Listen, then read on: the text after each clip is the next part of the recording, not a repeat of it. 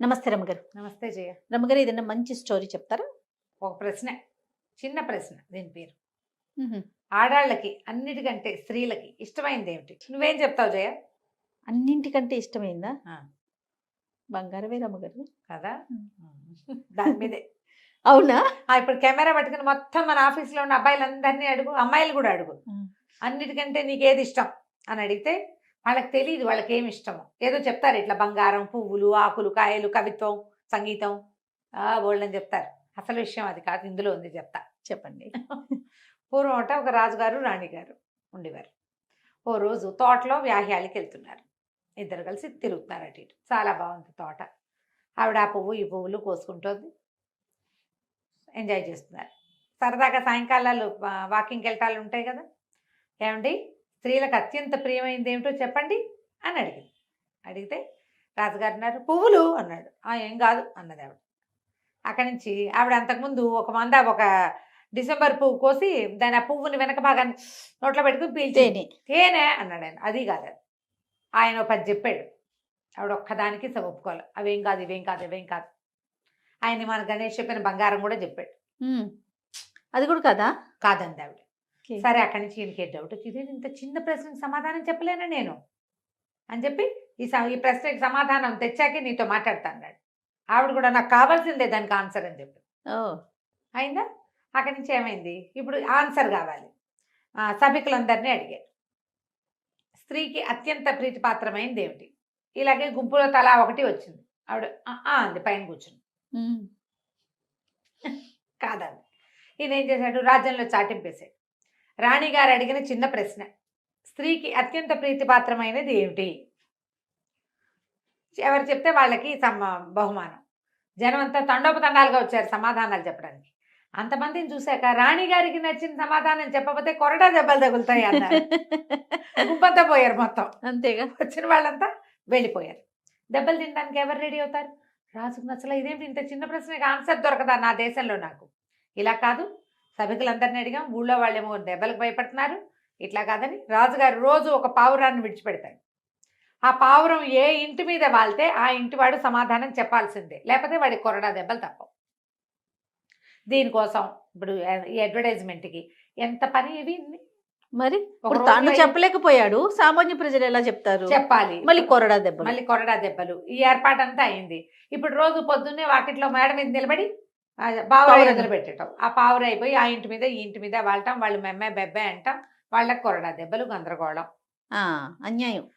రోజులు గడిచినాయి. ఒకరోజు ఒక పేద రైతింటి పూరి గుడిసె మీద, రైతుకు తల గుడిసె మీద వాలింది. గుడిసె మీద వాలేసరికి ఆయన చూసుకున్నాడు, పావురాయి వాలింది. ప్రజలంతా వెయిట్ చేస్తారు ఎవరింటి మీద వాలుతుందో అని. మన ఇంటి మీద వాళ్తుందేమని మనకి భయము. అవునవును. మన ఇంటి వాళ్ళదంటే అమ్మాయి అనుకుని ఎవరింటి మీద వాలిందో అక్కడికి పోతారు గుంపద్దా. పోయి నీ ఇంటి మీద పావురాయి వాలింది, రాజుగారి ప్రశ్నకు నువ్వు సమాధానం చెప్పాలి, రాణి గారిని సాటిస్ఫై చేయాలన్నారు. ఆ పేద రైతు ఒక కుర్రాడు, ఆయనకి ఇద్దరు కలిసి దీనంగా చేపలు అవి పట్టుకుంటుండేవాళ్ళు. వాళ్ళకి ఏమీ లేదు. చెరువు గట్టుకుపోయారు. ఇవాళే ఆఖరి రోజేమో 4 కొరడా దెబ్బలు తింటే మనం బతికేముండము అనుకున్నారు. అనుకుని దీనంగా చెరువు గట్టు మీద కూర్చున్నాడు. కూర్చునేసరికల్లా వాళ్ళ అబ్బాయి అన్నాడు, నాన్న నేను వెళ్తాలే నాన్న, కొరడా దెబ్బలు నువ్వు తినలేవు, నేను తింటానన్నాడు. ఒక ముసలం వెళ్తుంది దారిలో. ఏమిట్రా కొరడా దెబ్బలు ఎవరికి రాంది? ఏముంది మా అమ్మ, ఇగో రాజుగారి గోల, ఆవిడేదో పై ఊరు నుంచి వస్తుంది, ఎన్ని రోజుల నుంచో నడిచి వస్తుంది. రాజుగారు ఇట్లా అడిగారు, రాణిగారికి స్త్రీలకు అత్యంత ప్రీతిపాత్రమైంది ఏదో చెప్పమంటున్నారు. కొంతమంది చెప్పారు, ఆయనకి నచ్చలేదు, ఆవిడికి నచ్చలేదు. ఆ పావురాయి దొంగమొహం మా పూరింటి మీద వాలింది, ఇప్పుడు మేము వెళ్ళాలి. పిల్లాడో నేనా ఎవరో దెబ్బలు తినగలిగే వాళ్ళమని ఆలోచిస్తున్నాము, వాళ్ళకి నచ్చేది మేము ఎట్లా చెప్తామంటే, అదో పెద్ద ప్రశ్న ఎట్రా నాయన అని ఆవిడ ఆన్సర్ చెప్పేసి. ఇంతేనా అని అడుగున్నాడు. ఇంతేరా అని చెప్పి వెళ్ళిపోయి. మర్నాడు పొద్దున భటులు వచ్చారు పేద రైతు గారింటికి. వస్తే నేను రానండి, మా అబ్బాయి వస్తాడని అబ్బాయిని పంపించాడు. రైతుకి పెద్దవాడు కదా, కొంచెం రాజుగారి పట్ల వినయము, విధేయత గట్రా చాలా ఉన్నాయి. కుర్రాడికి తెంపర్తనం ఉంటుంది. ఎవరైతే వాడికి ఏమిటి లెక్కలేదు వాడికి. ఇప్పుడు కూడా అంతే కదా, పెద్దవాళ్ళు అనుభవం వల్ల భయపడతారు. అవును, పోలీసులు అంటే భయము, గవర్నమెంట్ అంటే భయము, ఎవరైనా అడ్వకేట్లు వాళ్ళతో మాట్లాడితే భయం. పెద్దవాళ్ళకంటే డక్కా మొక్కీలు తిని వీళ్ళతో పెట్టుకోకూడదు అలాంటివి తెలుస్తాయి. అవును, పిల్లలకి తెలియదు తొందరగా. పిల్లలకి ఇప్పుడు చెప్పారు కదా పిల్లకాకేం తెలుసు ఉండేది దెబ్బని. అదే దానికి ఏం అనుభవం లేదు కాబట్టి దానికి ఏ భయమూ ఉండదు. పిల్లకాకులకు తెలియవు. ఈ పిల్లాడు కూడా తెంపడతనంతో వస్తానన్నాడు. సరే రాజుగారు ఈ సైనికులు వచ్చి ఈ కుర్రాన్ని వెంటేసిపోయారు. సరే రాజు రాణి అందరూ కూర్చున్నారు. కూర్చుంటే వచ్చి ఏమిట్రా అబ్బాయి నువ్వు చెప్తావా సమాధానం అంటే చెప్తానండి అన్నాడు. ఏం చెప్తావంటే భర్త మీద అధికారం అండి, ఆవిడ కావాల్సింది అది. ఆయన ఆశ్చర్యం ఏమిటి ఇంతేనా అన్నాడు. అంతేనండి కావాలంటే అడగండి. రాణిగారు అడిగిన ఒక చిన్న ప్రశ్నకి మీరు ఎంత గందరగోళం చేశారు. పోనీలేండి అంతే ఆవిడ అనలా. ఆవిడ కథ నడిపించుకుంటూనే ఉంది. అడగండి అంటే ఆవిడ తలకాయ చెప్పింది. మొగుడు మీద అధికారం ఉంటే చాలు, బంగారం గింగారం అని నోబార్ అవన్నీ వస్తాయి ఆటోమేటిక్గా. వేళ బంగారం మీద ఆశ పెట్టుకుంటే ఆయన తిడుతున్నాడు అనుకో, బంగారం కొనిపెట్టి దీనికి బంగారం పిచ్చి అంటాడు. అలా కాదు, పిచ్చి అనకూడదు, పిచ్చి అనకూడదు. ఆవిడ ఏదంటే అది మేడమే కరెక్ట్ అనాలి. మేడం ఏదంటే అది బాగుంది. ఇప్పుడు అవునా కదా చెప్పు. 100% నో బంగారం ఒపీనియన్ మారిపోయింది. బంగారం టింగారం అక్కర్లా మనకి. వాళ్ళు మనం అన్నదానికి అవునంటే చాలు. అది నీవు బంగారం కొనుక్కోగలిగే దశలో ఉన్నా కొనుక్కోలేని దశలో ఉన్నా, చిన్న కుటుంబం వీళ్ళకి బంగారాలు లేవు టింగారాలు లేవు, కానీ మొగుడు ఆవిడ మాట కాదండు. బంగారం అక్కర్లా, మాట వినే మొగుడు అంతే చాలు. మగవాళ్ళకి సాటిస్ఫాక్షన్లు ఉండవు వాళ్ళ జీవితంలో. పెళ్ళ మాట విన్నా వాళ్ళకి బోర్ కొడుతుంది కొన్నాళ్ళకి, ఆడాళ్ళకి బోర్ కొట్టదు. మాట వినే మొగుళ్ళు ఎప్పుడు బోర్ కొట్టరు. దండం పెడుతున్నాడు గణేష్. అమ్మ ప్రతి వాళ్ళు ప్రశ్నించుకోండి, ప్రతి మగవాళ్ళు మా ఆవిడకి ఏం కావాలి లేదా నాకేం కావాలి ఆడవాళ్ళు అనుకోవాలి. నాకేం కావాలంటే మా ఆయన నా మాట వినడం కావాలి. జనరల్ గా అసలు నేను చేసే ఏ కంటెంట్ జేపీ చూడరండి, కానీ ఈ వీడియో నేను చూపిస్తాను గారు. నువ్వు చూపించాలి, నీకే స్పెషల్ ఇది అని చెప్పేసి. సో నేను కూడా డాక్టర్ గారు అసలు ఇప్పటిదాకా ఆయన యూట్యూబే లేదు ఆయన ఫోన్ లో. ఈ ఒకటి నేను చూపించండి రామ్ గారు. డెఫినెట్ గా అందరు ఆడవాళ్ళందరూ మీ మీ భర్తలకి చూపించండి, మీ ఫ్రెండ్స్ కి పంపించండి, దీన్ని ప్రచారం చేయండి. ఉద్యమం లాగా తీసుకెళ్దామా? బాగుంది. స్త్రీలకు కావాల్సింది ఏంటంటే మాట చెల్లుబడి, నీ ఇష్టం అనాలి, అంతే చాలు. అదొకటి చాలు. ఇంకేం ఇచ్చిన పని ఏం పర్వాలేదు, వాళ్ళు ఏం ఇవ్వక్కర్లా, నీ ఇష్టం అంటే చాలు. అన్నీ వచ్చినట్టే, అన్నీ వచ్చినట్టే. ఈ మాట చెప్పాక రాజుగారు ఇంత గోల్ చేసింది ఎందుకు? ఆవిడ మాట కోసం. ఇప్పుడు ఇలా కావాలి ఆవిడకి, ఆవిడ ఏదంటే అది జరిపేసేదే కావాలి, అంతేనండి. సరే ఆయన మెచ్చుకుని ఈ కుర్రాడికి 4 ఎకరాలు పొలం ఇచ్చి, పేద రైతుగా ఉండదురా కొంచెం గట్టి రైతుగా ఉన్నాయినా, నా కళ్ళు తెరిపించావు నువ్వు, ఇంకోసారి ఇలాంటి పని చేయకూడదు, మళ్ళాగానే ఉంటుంది రాజ్యం అంతా అని 4 కొరుక్కున్నాడు రాజుగారు. కథ కంచుకి మనం ఇంటికి. చాలా బాగుంది రమ్మగారు, సూపర్. నమస్తే అండి. నమస్తే రమ్మగారు. నమస్తే చేయ. రమ్మగారు, నావెల్స్ చెప్పుకుంటూ ఉన్నాం కదా మనం, ఈరోజు ఏదైనా చెప్తారా? ఇవాళ ఒక స్పెషల్ నావెల్ చెప్పబోతున్నా. ఓ ఏంటండి అంత స్పెషల్? మామూలుగానే అభిమాన రచయితలు, అభిమాన నటులు, అభిమాన గాయకులు, వాళ్ళని చూడడానికి జనాలు చాలా ఎక్సైట్మెంట్ ఫీల్ అయిపోతారు. యాక్టర్స్ ఎవరైనా ఉంటే వాళ్ళ దగ్గరికి వెళ్ళి ఏం మాట్లాడాలో తెలియదు, ఏం మొత్తానికి వెళ్ళిపోతారు దగ్గరికి. నా దగ్గర కూడా అలా వస్తుంటారు కదా. వీళ్ళకి అందరూ ఏమిటో ఎక్సైట్మెంట్ నాకు ఎప్పుడు అర్థమయ్యేది కాదు.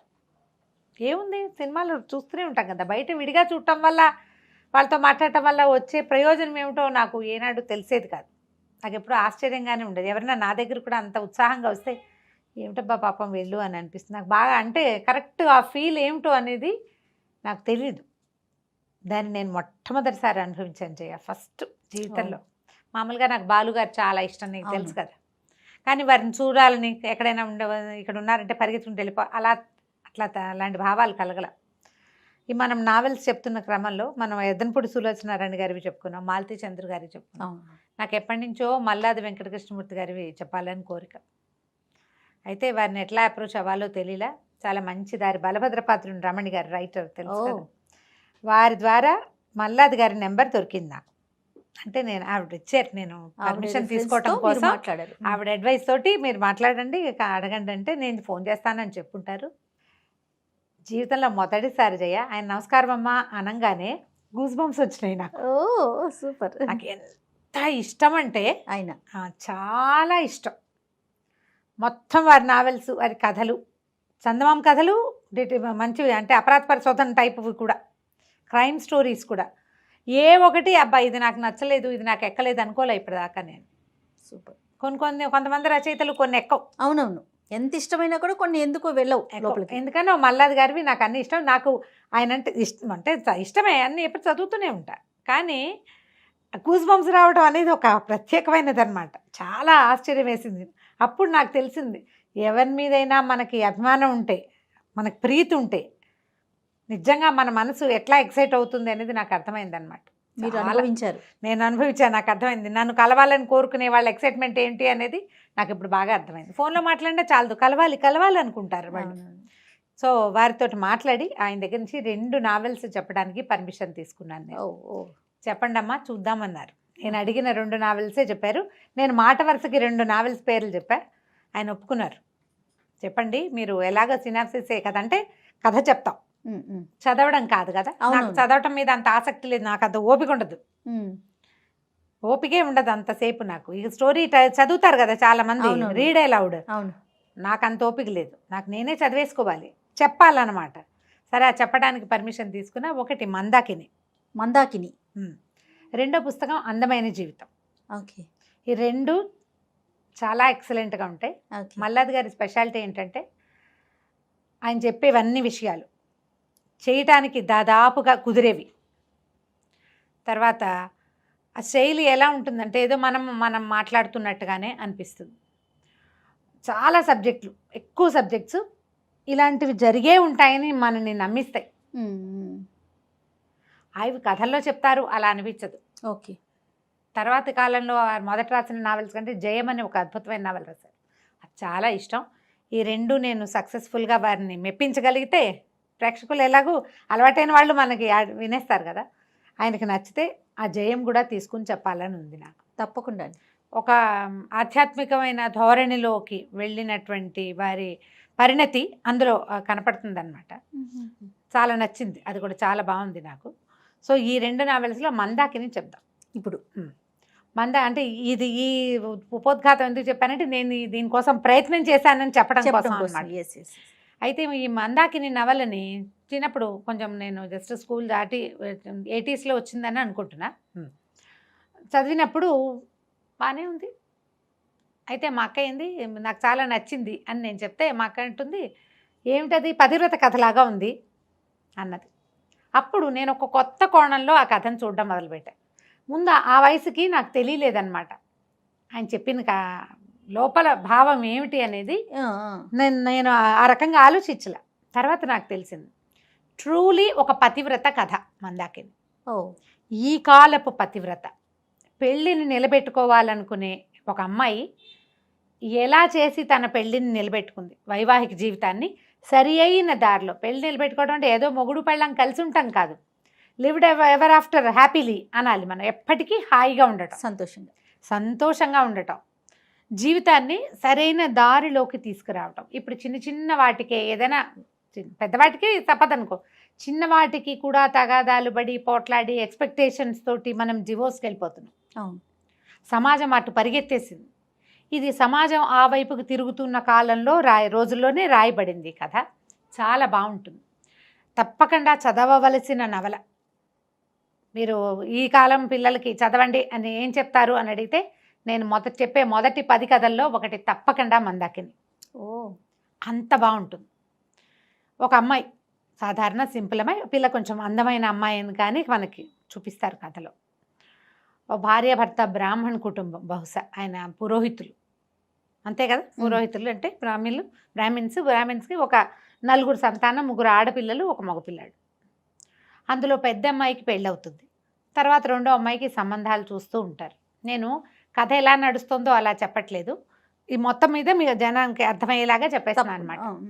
అయితే ఈ పెద్ద అమ్మాయి వసంతలక్ష్మి, 2వ అమ్మాయి మందాకిని, 3వ అమ్మాయి వాసంతి, తర్వాత ఒక పిల్లాడు హేమాద్రి, స్కూల్కి వెళ్ళే పిల్లాడు. చిన్న ఆడపిల్లలిద్దరికీ కూడా డిగ్రీలేనే సంబంధాలు. పెద్ద అమ్మాయి 2వ అమ్మాయికి చూస్తున్నారు కానీ మ్యాచెస్ కుదరటలేదు. పెద్ద అమ్మాయి పెళ్ళి 4-5 సంవత్సరాలు అయ్యింది ఈ కథ నాటికి. ఓ 3 ఏళ్ల చంటిపిల్ల కూడా ఉంది. అయితే అమ్మ నాన్న సత్యనారాయణ వ్రతం చేసుకుంటుంటే పెద్ద అమ్మాయి ఇంటికి వస్తుంది, వసంతలక్ష్మి వస్తుంది, వసంత అంటారు. అప్పుడు సత్యనారాయణ వ్రతం చేసుకుంటారు. రెండో అమ్మాయికి పెళ్లి చూపులు కూడా జరుగుతాయి. చూపులు ఏం కుదిరినట్టుగా ఉండవు. ఈ పిల్ల ఇంటికి వెళ్తుంది, భర్త రాడు. సత్యనారాయణ వ్రతం చేసుకుంటుంటే అత్త మావ రావాలి కదా. అవును. అతను ఏంటంటే పచ్చి తాగుబోతు. ఓ. 4 వ్యసనాలు ఉన్నాయి: సిగరెట్లు, మందు, నాటకాలు, పేకాట. ఇవి కాకుండా అప్పుడప్పుడు స్త్రీ వ్యసనం కూడా. అతని వల్ల ఈ అమ్మాయికి 1-2 సార్లు ఏవో జబ్బులు కూడా వస్తాయి పాపం. ఆ పూట డాక్టర్ దగ్గరికి వెళ్ళాలని చెప్తుంది తండ్రికి. చూస్తే తనకి ఏదో భర్త వల్ల వచ్చే జబ్బు కనపడుతుంది. అతనితో పోట్లాడుతుంది, నువ్వు ఎందుకు రాలేదు, మా అమ్మ నాన్న ఏమనుకుంటారంటే అతను కొడతాడు. అన్నం తింటున్న అన్నం కంచం విసిరేసిస్తాడు. దాన్ని తట్టుకోలేకపోతుంది. ఆ రాత్రి అమ్మాయి సూసైడ్ చేసుకుంటుంది. బాత్రూంలోకి వెళ్ళి కిరోసిన్ పోసుకుని అంటించేసుకుంటుంది. ఆలోచిస్తుంది కానీ ఇక ఎప్పటికీ ఇది సెట్ అయ్యేలాగా కనిపించట్లే. అతను మారడు. పిల్ల పుట్టింది, పిల్ల తండ్రి అయినా నువ్వు ఎందుకు మారలేదు, మారని నా ఇష్టం అంటాడు అతను. ఈ అమ్మాయికి ఏం చేయాలో తెలియదు. అతను మొండివాడు. అతన్ని మార్చే మార్గం ఏమిటి అనే ఆలోచన అమ్మాయి చేయలేదు. చాలామంది చేయలేకపోతారు. నాకు వచ్చిన కష్టమే నేను ఆలోచిస్తాను కదా జయ, ఎప్పుడు కూడా అదే జరుగుతుంది. అవును. సూసైడ్ చేసుకుంటుంది. కానీ ఉత్తరం ఒక చిన్న కాగితం రాసి పెడుతుంది ఒక పుస్తకంలో. నా భర్తకి ఉన్న తాగుడి వ్యసనాల వల్ల, అతను నన్ను పట్టించుకోవటం వల్లే నేను సూసైడ్ చేసుకున్నా, నా భర్తే కారణం అని రాస్తుంది. పుస్తకంలో పెడుతుంది. సూసైడ్ చేసుకుని ఈ అమ్మాయి కేకలు పెట్టేసరికల్లా అతను మెలకు వస్తుంది. ఎట్లాగో చుట్టుపక్కల వాళ్ళంతా కలిసి 60% కాలిపోయిన అమ్మాయిని హాస్పిటలైజ్ చేస్తారు. పాపం పోరాడి చనిపోతుంది. కానీ వీళ్ళు వస్తే మ్యాజిస్ట్రేట్ వచ్చి వాంగ్మూలం తీసుకున్నప్పుడు నా భర్త ఏం లేదు, నేనే స్టవ్ వెలిగిస్తూ ఉంటే అంటుకుని చనిపోయాను అని చెప్తుంది. భర్త అంటే ఇష్టమే అమ్మాయికి. పోయే ముందు తను సూసైడ్ చేసుకునే ముందు చూస్తే అమాయకంగా పడుకుని నిద్రపోతున్న భర్తను చూస్తుంటుంది అనమాట. మన మనసులో అతని మొహమే కదలాడుతుంది. నా మొగుడు వల్లే అని చెప్పదు. కక్ష సాధింపు లేదు అమ్మాయికి. అది రాక అతని వల్ల కాదు అని చెప్తుంది. ఈ లోపలే పోలీసులు అతన్ని అరెస్ట్ చేస్తారు, చితకొట్టేస్తారు. తర్వాత వదిలేస్తారు ఈ అమ్మాయి వాంగ్మూలం వల్ల. ఇంకేం చేస్తారు, పిల్లని తీసుకెళ్ళి చంటి పిల్లని ఇంట్లో పెట్టుకుంటారు అమ్మా నాన్న. ఈ అమ్మాయికి దహన క్రియలు అవి చేసేస్తారు. అతను తాగుతూ ఉంటాడు. ఏదో ఉద్యోగం ఉంటుంది అతనికి, ఆఫీసు ఉద్యోగం ఉంది.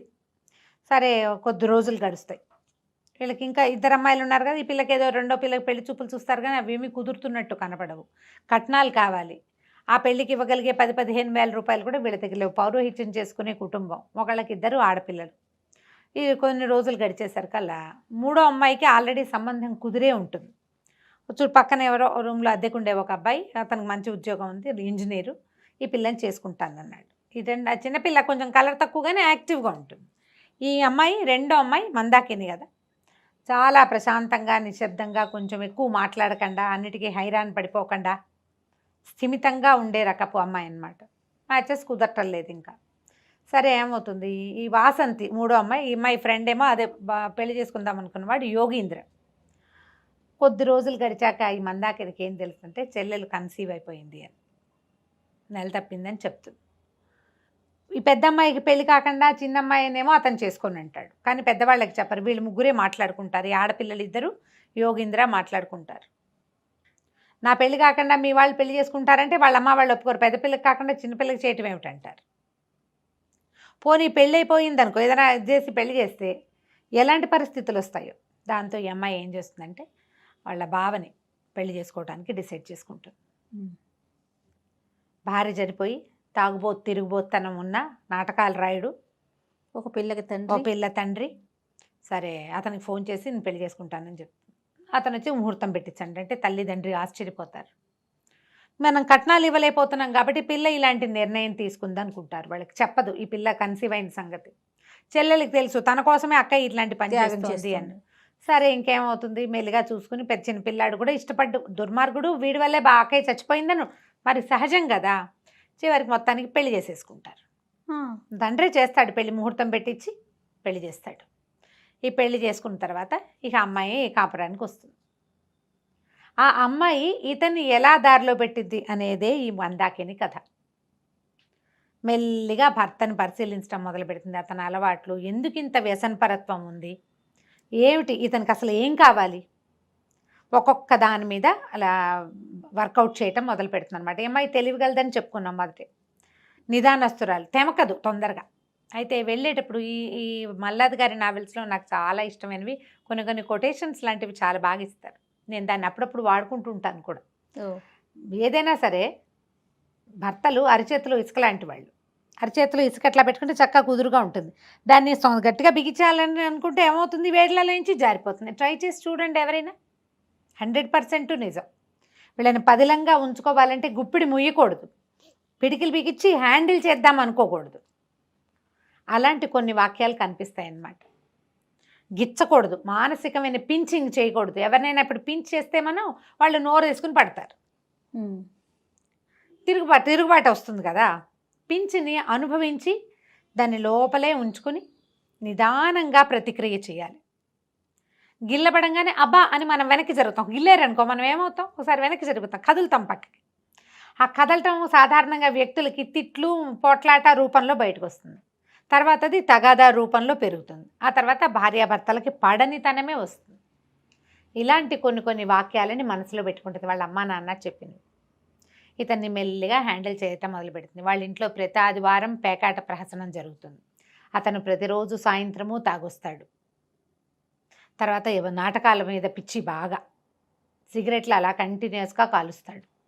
ఎప్పుడైనా ఏదైనా ఊరు వెళ్ళినప్పుడు ఎవరితోటైనా ఆడవాళ్ళతో స్పెండ్ చేసే లక్షణం ఉంది. అది రెగ్యులర్గా కాదు కానీ ఉన్నది. సరే మాట్లాడుకుంటారు. మాట్లాడుకున్నాక ఈ అమ్మాయి ఏమంటుంది, నువ్వు ఇలా వీళ్ళతో స్పెండ్ చేయొద్దని అడుగుతుంది. సరే ఒప్పుకుంటాడు. ఎక్కడికో వెళ్ళొస్తాడు, అక్కడ ఎవరితోటో స్పెండ్ చేస్తాడు.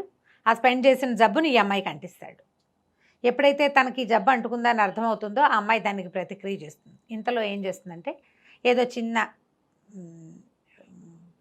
కొద్ది రోజులు గడవంగానే ఒకరోజు అతను బాగా తాగేసి ఇంటికి వచ్చి మర్నాడు కూర్చున్నాక ఆ కాగితం తీసుకొచ్చేస్తుంది. వాళ్ళ అక్క ఒక ఉత్తరం రాస్తుంది కదా, మరణ వాంగ్మూలం లాంటిది, ఏమనాలి, డెత్ నోట్ అనాలి కదా. ఆ కాగితం చూపిస్తుంది. అతనికి హడిలిపోతాడు. నువ్వు ఇది ఎందుకు పోలీసులకి ఇవ్వలేదు అంటాడు. ఏమో నాకు శిక్ష పడేది వస్తుందని మీరు చూసుకునేవాళ్ళు కదా, నువ్వు ఎందుకు ఇవ్వలేదు అని అడిగితే, వస్తు గురించే దాని తల్లి ఎలాగూ లేదు, తండ్రి కూడా లేకుండా పోతాడని దాచిపెట్టానంటూ చాలా సంతోషిస్తాడు. అమ్మాయి ఆ ఉత్తరం కాగితం కనుక ఇస్తే ఏముంది, శాశ్వతంగా ఎంత కష్టమైందో తెలుసా, కొట్టారు నన్ను, వాళ్ళకి అవకాశం ఉంటే నన్ను చంపేసేవాళ్ళు అక్కడ అంటాడు. చంపకుండా పోలీస్ స్టేషన్ నుంచి బయటపడ్డాడు. కూతురని చింపేస్తాడు. ఇంత సహాయం చేసినందుకు నువ్వు ఏమడిగితే అది చేస్తానంటాడు. సరే అమ్మాయి ఏమంటుంది, రోజు నాతోటి చదరంగం ఆడండి, ప్రతిరోజు సాయంత్రం ఆడాలి, 1 సంవత్సరం పాటు నాతోటే ఆడాలి. అతను నవ్వచ్చు, చీరో నాగో అడగాలి కదా నువ్వు గిఫ్ట్గా అంటే, నాకు అవన్నీ వద్దు, నాకు ఇదే కావాలంటూ. మర్నాడు అతను ఆఫీస్ నుంచి రాగానే ఒక చిన్న కిరసనాయిల డబ్బా ఒకటి వేసి మధ్యలో దాని మీద చదరంగం మన దగ్గర బోర్ లేదంటాడు, నా దగ్గర ఉంది, నాకు వచ్చు అంటుంది. కూర్చోబెట్టి ఆర్ట్ నేర్పించడం మొదలుపెట్టింది. అతని తత్వం ఏదైనా ఒక కొత్త విషయం, కొంచెం సాల్వ్ చేయలేని విషయం, కొంచెం డిఫరెంట్గా ఉండేవి అవి వినడం ఆసక్తి అతనికి. పట్టుకుంటుంది అన్నమాట ఆ పాయింట్. చదరంగా నేర్పిస్తుంది. మామూలుగా అరగంటలో అసలు 5 నిమిషాలు కూడా ఇంట్లో ఉండని వాడు 1 గంట కూర్చుంటాడు. నేర్చుకోవాలి. చదరంగంలో ఎన్ని ఉంటాయి, ఇన్ని గళ్ళు, ఈ 64 గళ్ళు. దీనికి ప్రాతిపదికగా ముందు మనకి వడ్ల గింజల పుస్తకం చదివినట్టు చూపిస్తారు. వడ్ల గింజల కథ చాలా కాలం క్రితం మనం చెప్పుకున్నాం, నీకు గుర్తుందో లేదో. ఒక తంగిరాల శంకరప్ప అనే ఒక యువకుడు రాజావారిని ఓడిస్తాడు ఇంకో చోటకు వచ్చి. ఆ వడ్లగళ్ళు అంటే ఈ చదరంగం గళ్ళలో మొదటి గళ్ళలో ఒక వడ్ల గింజ, రెండో దాంట్లో 2 గింజలు, దానికి డబల్ పెట్టమంటే మొత్తం వాళ్ళ పరగణాల్లో పండే పంటలు ఏవి కూడా దానికి సాటిరావు. అవును, అతను ఓడిస్తాడు. ఆ కథని అమ్మాయికి చాలా ఇష్టం. ఎక్కువసార్లు చదివి బ్రెయిన్ అట్లా పదును పెట్టుకుంటుంది. అందులో ఉన్న సంభాషణలు కూడా చాలా బాగుంటాయి. అక్కడి నుంచి మెల్లిగా అతనికి ఆట అలవాటు అవుతుంది. ఈ ఆడేటప్పుడు స్నానం చేసి రండి అని స్నానం బలవంతం చేస్తుంది. ఓ వారం పోయాక స్నానం అలవాటు అయిపోతుంది. స్నానం అలవాటైతే మానలేరు అస్సలు, క్లీన్గా ఉండటం. మెల్లిగా ఇతనికి చదరంగం అలవాటు అవుతుంది. పేకాట కంటే చదరంగం చాలా తెలివైన ఆట. పేకాట ఏముంది, లక్ కదా. పేకాటలో తెలివి % 2%, మిగిలిన 98% లక్కే. చదరంగం పూర్తిగా తెలివే, లక్ ఫ్యాక్టర్ లేదు అందులో అసలు. ఇది ఛాలెంజింగ్గా ఉన్న ఈ ఆట అతనికి అలవాటు అవుతుంది. సరే తర్వాత అమ్మాయికి వ్యాధి ఏదో ఏర్పడుతుంది. దాంతో ఏం చేస్తుంది, తండ్రితో కలిసి వెళ్ళి అక్కడికి వెళ్ళి డాక్టర్ దగ్గరికి వెళ్ళి సెట్ చేసుకుని మౌని అడుగుతుంది అనమాట, నువ్వు చేయనన్నావు, స్త్రీ వ్యసనం మానేస్తానన్నావు, కానీ నువ్వు ఇది చేసావు అని అడుగుతుంది, కానీ అతనేదో కొట్టుపారేసినట్టుగా మాట్లాడతాడు. కానీ అతనికి కూడా చిన్న ప్రాబ్లం కనపడుతుంది. డాక్టర్ దగ్గరికి వెళ్ళేసరికి ఆ డాక్టర్ ఇది చాలా పెద్ద జబ్బని నమ్మిస్తాడు. పదే పదే పదే పదే యూరిన్ కల్చర్కి ఇవ్వాల్సి విసిగిపోతాడు, భయపడిపోతాడు. ఇది చాలా పెద్ద జబ్బు, కుష్టు వ్యాధి వస్తుందన్న ఇది కలిగిస్తాడు డాక్టర్. ఈ అమ్మాయి ఏర్పాటు చేసుకుంటుంది. దాంతో మెల్లిగా స్త్రీ వ్యసనం పోతుంది అతనిలోంచి. ఈ తాగుడు, పేకాట ఎలాగూ ఈ చదరంగం వల్ల పేకాట తగ్గిపోయింది. ఫ్రెండ్స్, అతనికి ఏం కావాలంటే గుర్తింపు కావాలి. నన్ను అందరూ దుర్మార్గుడు అనుకుంటారు. నా డబ్బులతో నేను తాగి, నా డబ్బులతో నేను పేకాడుకుంటే ఎవరికైనా నేను చేసేది ఏముంది, వసంత కూడా ఇలాగే అనేది అంటాడు. అయితే అతనికి గుర్తింపు పొందాలి, కొంచెం ఫ్రెండ్స్ గ్రూప్ కావాలి, ఆ కోరికలు ఉన్నాయి. ఆ ఒక్కొక్క కోరికని సాటిస్ఫై చేస్తూ ఐడియాస్, కొత్త కొత్త ఆలోచనలతోటి అతన్ని ఒక్కొక్క అలవాటుని అట్లా అట్లా అట్లా అట్లా అట్లా స్ట్రెచ్ చేసుకుంటూ వస్తుంది. ఒక నాటకాలు వేస్తారు, ఒక నాటకం జరుగుతుంది, వెళ్తారు వీళ్ళు. అంత గొప్పగా ఏమీ లేదనిపిస్తుంది. ఏమంటుంది, మీరే రాయొచ్చు కదా అంటుంది. నాటకం రాయడం మొదలు పెడతాడు. మొదలు పెడతాడు. అలవాటుగా చేసేవాళ్ళు, చదివే అలవాటు ఉన్న వాళ్ళు రాయగలుగుతారు కదా. ఒక ఒక స్కిట్ లాంటిది రాస్తారు. ఇప్పుడు రాసేవాళ్ళంతా, వీళ్ళు స్కిట్స్ తయారు చేసే వాళ్ళంతా అంతే కదా. అది కూడా మన దైనందిన జీవితంలో ఉండే సిచ్యువేషన్స్ని తీసుకుని దాని మీద స్కిట్, నాటకాలు సక్సెస్ అవ్వటం మొదలు పెడతాయి. అమ్మాయి హెల్ప్ తోటే. ఆ అమ్మాయి కూడా మంచి సాహిత్యాభిలాష ఉంది, బాగా చదువుతుంది. అతనికి ఒక్కొక్క పుస్తకం చదివించడం మొదలు పెడుతుంది. వడ్ల గింజలు అవన్నీ, నావెల్స్ అన్నీ చదువుతాడు అతను. ఎప్పుడు పుస్తక పఠనం వ్యక్తుల్లో ఉన్న తెలివితేటల్ని బయటికి తీస్తుంది. కొత్త కొత్త ఆలోచనలు వస్తాయి కదా. ఒకటి ఒకటి ఒకటి చొప్పున మెల్లిమెల్లిగా అతని జీవితంలో ఎలాంటి మార్పులు వస్తాయో అదంతా ఈ కథలో మనకి కనపడుతుంది. ఇది ఒకే రోజున సినిమాటిక్గా ఒక వాక్యం చెప్పంగానే రెండో రోజు మార్పు ఏం కనపడదు. ఓ 2-3 రోజులు మారినట్టుండి మూడో రోజు మళ్ళీ వ్యసనానికి టెంప్ట్ అయిపోతారు మనుషులు కదా, సహజమే కదా. కానీ అలా హ్యాబిట్స్ తగ్గుతుంది. బయట తాగద్దు. అతనికి ఏంటంటే ఎక్కువ తాగేస్తే బూతులు వాగే అలవాటు, అతి వాగుడు. ఎక్కడో వెళ్తాడు, అక్కడ బాగా తాగేస్తాడు. వచ్చేటప్పుడు కార్లు వస్తే ఆ డ్రైవర్ అంటాడు, అసలు ఎక్కడైనా పారేసి రావాలమ్మా, ఇవన్నీ వెనకాల చిన్నపిల్లలు ఉన్నారని కూడా లేదు, ఎంత బూతులో ఎట్లా భరిస్తున్నావమ్మా అని తిట్టిపోస్తాడు. అతనికి ఒక 10 రూపాయలు ఇస్తే, వదిలేమ్మా రేపు మీ ఆయనకు ఒక క్వార్టర్ వస్తుందని మళ్ళీ ఆ 10 రూపాయలు వెనక్కి. అంత అసహించుకుంటాడు కార్ డ్రైవర్. దాంతో ఈ అమ్మాయి ఏం చేస్తుంది, అంతకుముందు ఒక టేప్ రికార్డర్ కొనుక్కుంటారు వాళ్ళు. అయితే ఇతను మధ్యలో మెలకు వచ్చి తిడతాడు, పిల్లని మొత్తం రికార్డ్ చేసి పెడుతుంది. మర్నాడు పొద్దున ఆయన తిట్టిన బూతులన్నీ అతనికే వినిపిస్తుంది. చాలా సిగ్గుపడతాడు. మామూలుగా ఉన్నప్పుడు వేరు, స్పృహలో లేనప్పుడు ఎలా పడితే అలా బిహేవ్ చేస్తారు. తాగుడు, నేను ఇలా తిడతానా అన్నాడు, నువ్వు ఇలాగే తిడతావు. మళ్ళీ ఓ వారం పైకి మళ్ళీ రికార్డ్ చేస్తుంది. సిగ్గుపడతాడు, ఆపేసే అంటాడు. ఆపదు, వివిధ భారతి వినిపించినట్టు వినిపిస్తుంది అనమాట మొత్తం. మరి మారాలంటే తగ్గించుకోవాలి. ఇంత అతిగా తాకూడదు. అతిగా తాకుండా మొదలు పెడితే మానలేడు. మొదలు మానటం అసలు వల్ల కాదు. ఫ్రెండ్స్ ఉంటారు, బాగుండదు అనుకుంటాడు. చాలామంది మనకి వ్యక్తుల్లో ఉండే గుణాలు పుస్తకంలో భలే కనపడతాయి. చాలామందికి మానేశాను అని చెప్పడం చిన్నది. ఏంటి మీ ఆవిడ కోసం మానేసావా, మీ ఆవిడ ముందు ఆగలేవా, ఇలాంటివి మాట్లాడతారు ఫ్రెండ్స్. 2 పెగ్గులతోటి నేను ఇంతే తాగుతాను అని చెప్పి ఉండగలిగే వాళ్ళు రేర్గా కనపడతారు. నాకు తాగుడు అలవాట్లేదు అని అనేవాళ్ళు కూడా కొంచెంతో మొదలుపెట్టి ఫుల్గా అవుతారు. పార్టీకి పిలిచినప్పుడు తాగకపోతే ఎక్కిరిస్తారు, మీ ఆవిడ ఒప్పుకోదా, మీ ఆవిడ ఒప్పుకోదా, మీ ఆవిడని హ్యాండిల్ చేయలేవా, ఇలాంటివి అవమానకరంగా ఫీల్ అయ్యి మొదలు పెడతారు. ఇంకా అలవాటైపోతారు. భయమా అంటారు. లవ్ అఫైర్స్లో కూడా మనం అలాంటి అమ్మాయిని వదిలేస్తే నేనైతేనా దాన్ని చంపేసేవాడిని, అలాంటివి చెప్తారు. అవునవును, చంపేశాక జీవితం ఏమిటో ఎవరికీ తెలియదు, కానీ ఇవి చెప్తారు అంటారు కదా ఫ్రెండ్ సర్కిల్లో. అందుకని అతనికి అలాంటి ధోరణి ఉంటుంది. ఈ అమ్మాయి ఏం చేస్తుందంటే, సరే వారంలో కొద్ది రోజులు బయట తాగు, మిగిలిన రోజులు ఇంట్లోనే తాగుదు. కానీ ఇంట్లోనే తాగినప్పుడు ఒకసారి పిల్లకు కూడా తాగిస్తారు, కొంత బ్రాందీ ఏదో తాగిస్తారు. దాంతో ఇంటికి తెప్పించడం ఇష్టం లేదు. తర్వాత ఏం చెప్తుందంటే, నీ ఫ్రెండ్ ఎవరో మీరు ఇంట్లో తాగినప్పుడు వసంతతోటి ఆడుగా బిహేవ్ చేశాడు, ఇంట్లో మాత్రం కుదరదు, నీ ఫ్రెండ్స్ని తేవద్దు, నువ్వు తాగు. అక్కడి నుంచి అతను తెచ్చిపెడితే ఈ అమ్మాయి ఏంటంటే ఆ పిల్లకి కూడా శ్రద్ధ అనమాట. అతని దగ్గర ఏమేం బ్రాండ్స్ ఉన్నాయి, అతను ఏమేమి తాగుతాడు, దేనివల్ల ఏదవుతుంది, ఏది ఖరీదు, ఏది ఎక్కువ కిక్కిస్తుంది, అవన్నీ తెలుసుకుని జాగ్రత్తగా అతను తాగడానికి తీసుకుని బాటిల్ నుంచి కొంచెం తీసి పారవేసి నీళ్ళు పోసి పెట్టేయటం. ఇలా చేసి తాగుడిని కూడా మెల్లిగా తగ్గించుకొస్తుంది. అక్కడి నుంచి అతనికి ఎక్సైట్మెంట్ ఎక్కువ, అంటే కొంచెం కొత్తవి తెలుసుకోవటం మీద ఆసక్తి ఉంటుంది కదా.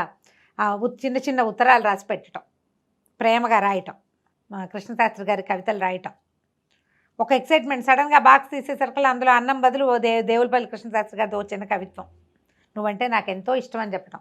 ఇవన్నీ ఏంటంటే ప్రేమను పెంచేసు. ఇవి ఇవాళ కుదురుతుందో లేదో నేను చెప్పలేను జయ దాన్ని.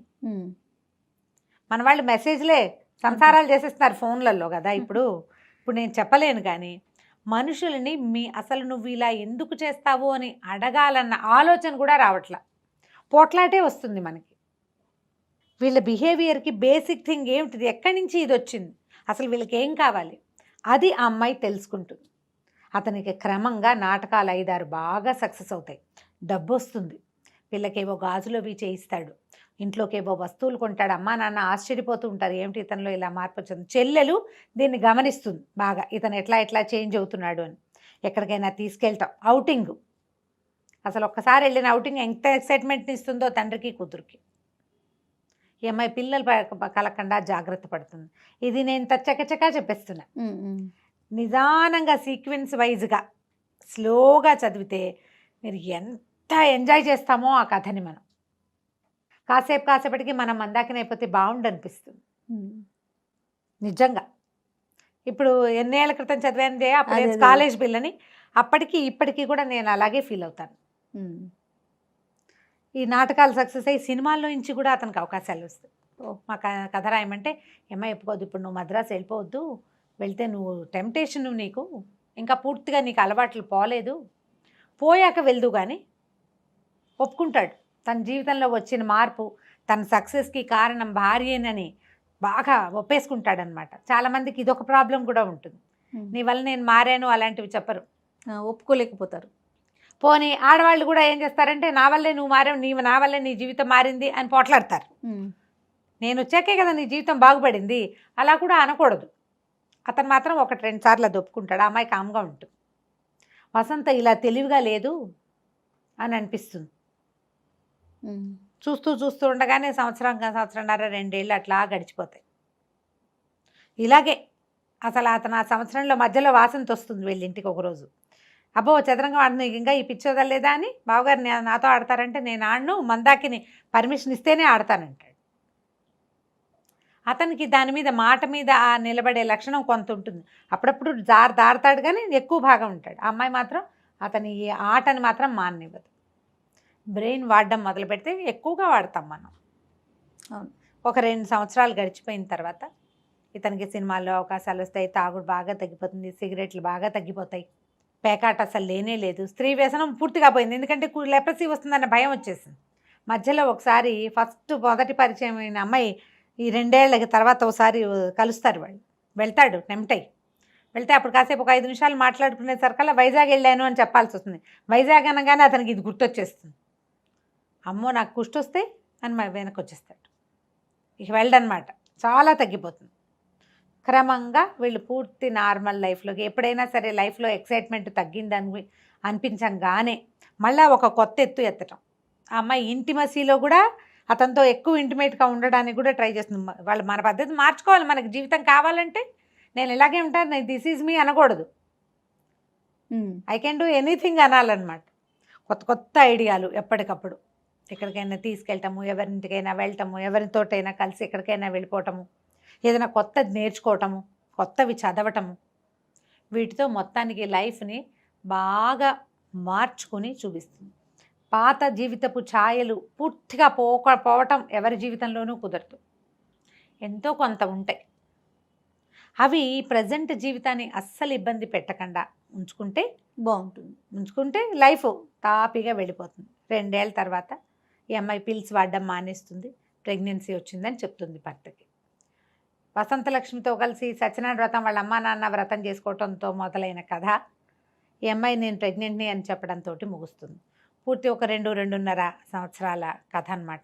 ఈ 2.5 ఏళ్లలో ఓ అమ్మాయి ఎట్లా పెళ్లి కావాల్సిన పిల్ల, ఇలాగ ఒక రెండో పెళ్లివాడు, దుర్వ్యసనాలు ఉన్నవాడు, బిడ్డ తండ్రి, పైగా ప్రధానమైనది తమ అక్కయ్య చావుకి కారణమైన వాడు, అతన్ని పెళ్లి చేసుకుని చెల్లెల కోసం చేసుకుని తండ్రి వాళ్ళకి తెలిసిపోతుంది. అమ్మాయికి 3-4 నెలలు వచ్చాక.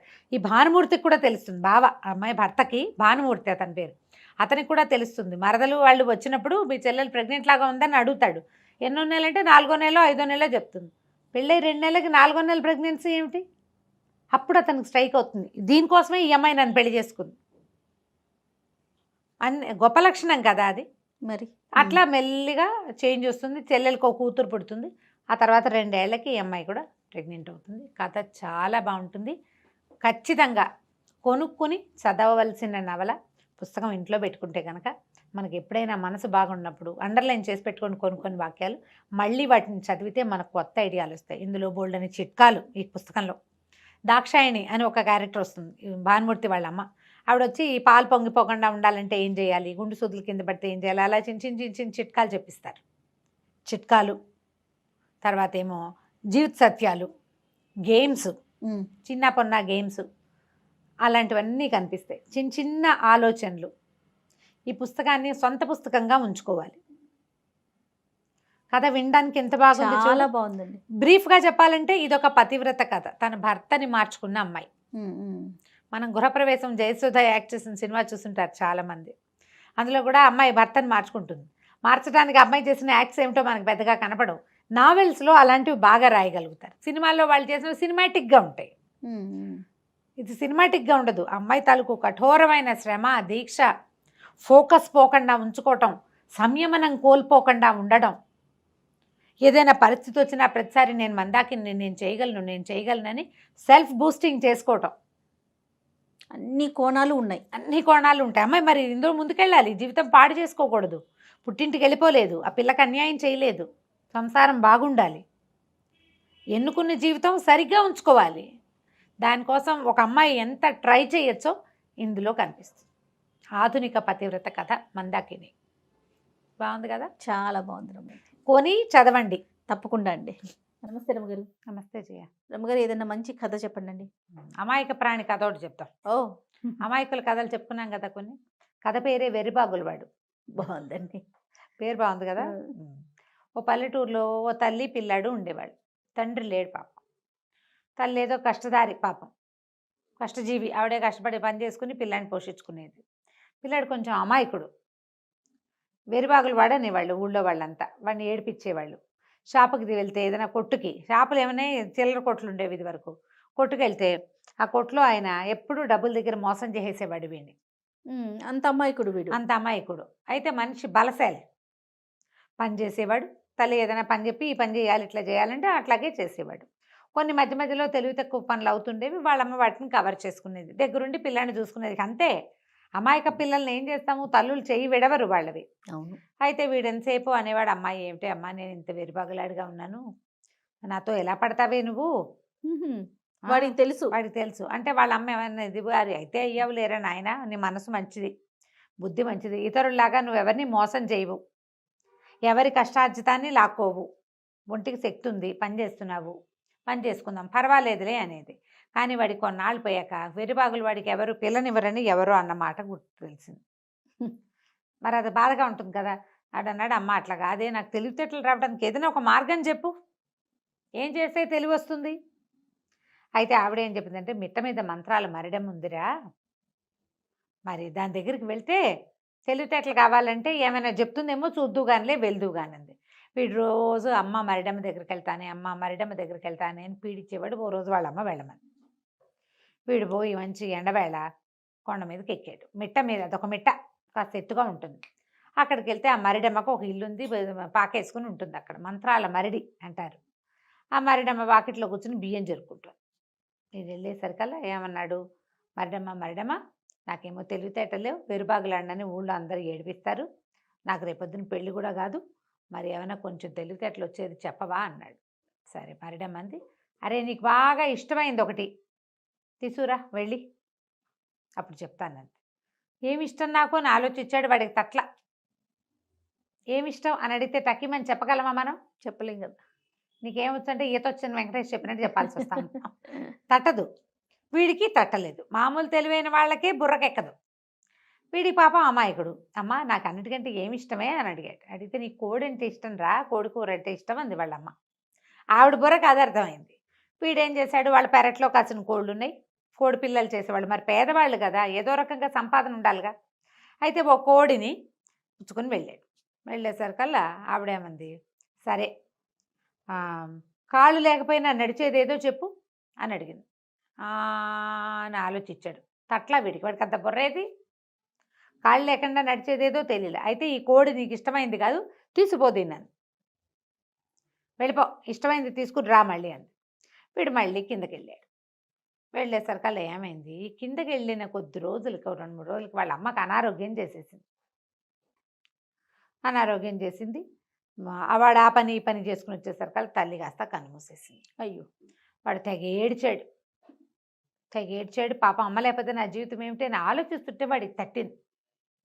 ఏమిటి, నాకు నీకు తెలివితేటలు లేవు, నువ్వు వెరుబాగులాడివి, నా తర్వాత నువ్వు ఎలాగురా అని బాధపడేది వాళ్ళమ్మ.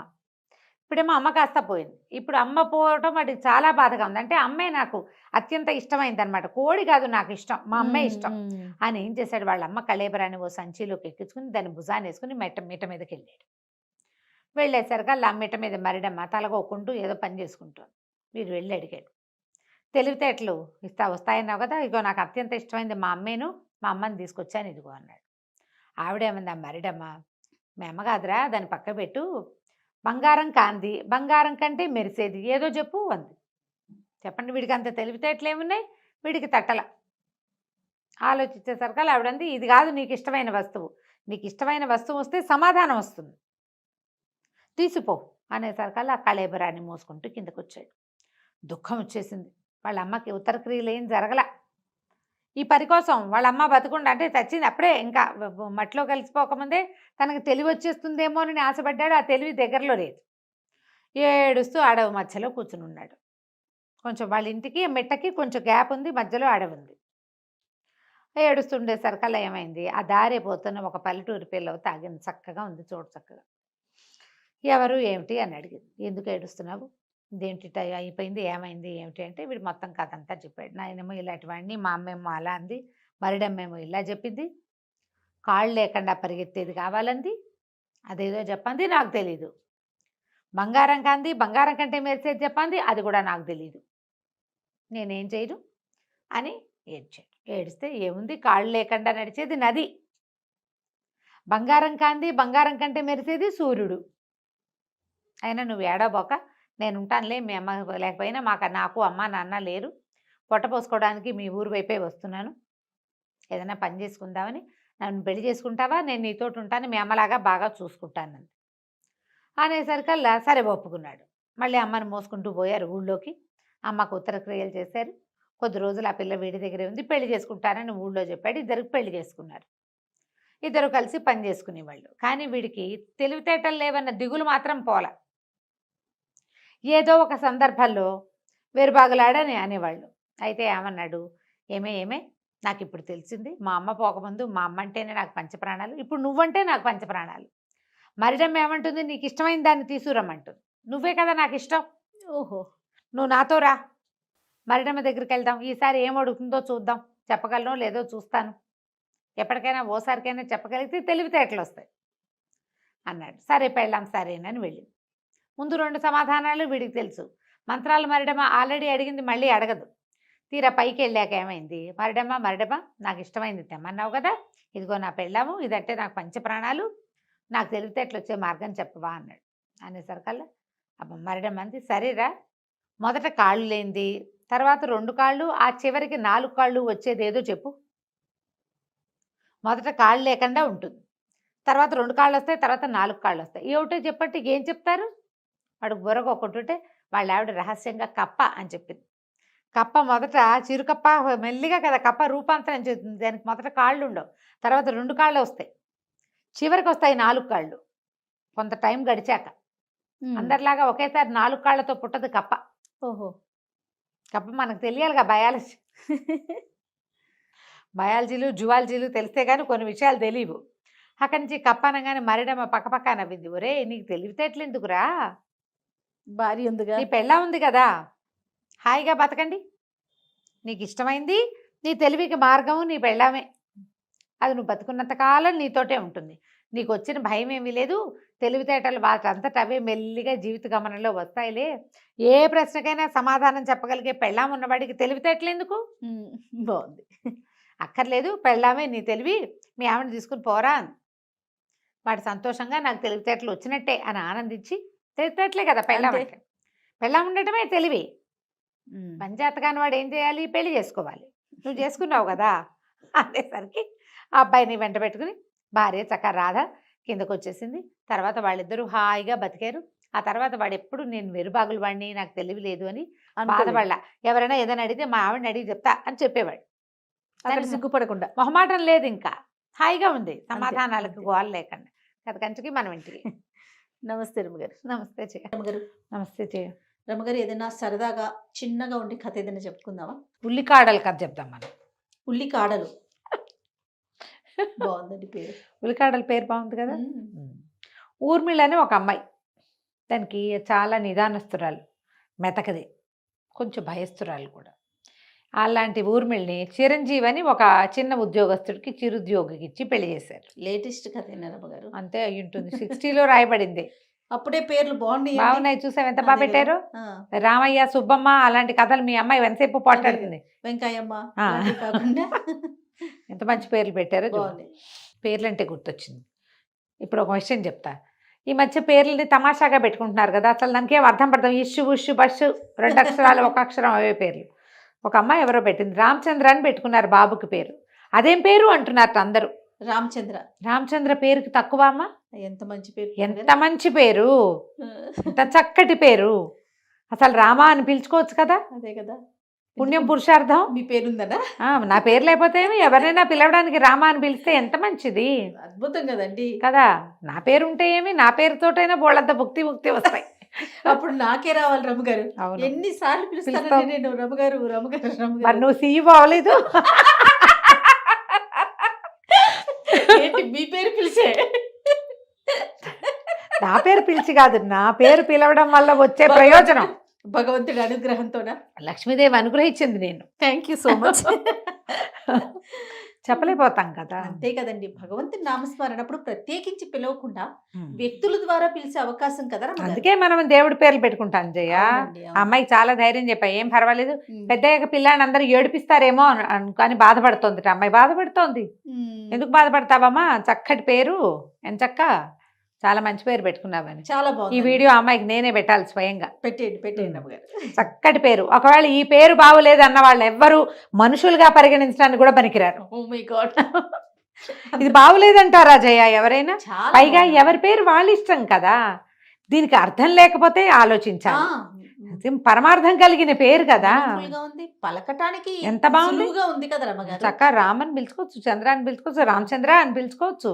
రామచంద్ర ఎంత ఎంత బాగుంది. బాగుంది అసలు, అనడానికే ఎంత బాగుందో చూడు, మనసు నిండిపోయేలాగా. అవును, ఏమిటో బాగులేదు ఇదేం పేరు అని ఎవరైనా అడుగుతారా దాన్ని? అంతే కదా. చాలా బాగుంది రమగారు, నిజంగా బాగుంది. ఆవిడకి చెప్పండి. అదే కదా. ఉమ్. సరే, ఓకే. అయితే ఊర్మిళ చిరంజీవి పెళ్లి చేసుకున్నారు. అయితే ఈ చిరంజీవి పరమ అసహనం, మహాకోపిష్టి, దురుసు, ఆ. ఏదో చేసేవాడు ఉద్యోగం. ఒకరోజు ఏం చేశాడు, ఉల్లికాడలు పట్టుకొచ్చి పైవి ఆకులు కత్తిరించి, ఆకులు దుంపలు కత్తిరించేసే. బాగుందిగా. బాగుంది. సరే, అమ్మాయి ఆ మూగుడు ఏం చెప్పినా సరే సగమే వింటుంది. ఆ. భయం దానికి. దుంపలతో కూర చేయాలి, పై దాంతో పులుసు చేయాలి, ఇటు తటు చేసేసి. ఆయన ఏదో పని చేసుకుని వచ్చాడు, బయటికి వెళ్ళాడు.